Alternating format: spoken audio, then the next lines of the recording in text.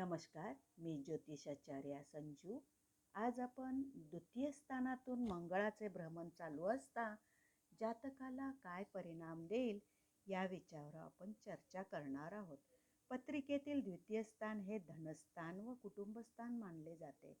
पत्रिकेत जर मंगळ द्वितीय स्थानात असेल तर धनप्राप्तीसाठी जातकाची वृत्ती बदलते. धनप्राप्तीसाठी तो कुठल्याही थराला जाऊ शकतो. स्वार्थी प्रवृत्तीचा व पैसे उडवणारा बनतो.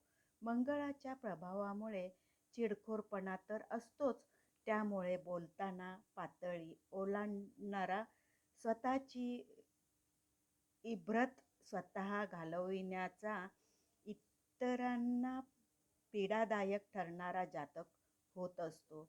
मंगळ हा भूमिकारक, यंत्रसामुग्री व इलेक्ट्रिसिटीचा कारक ग्रह असल्यामुळे या क्षेत्रात नोकरी किंवा व्यवसाय करून ग्राहक पैसे कमवत असतो. मात्र मंगळ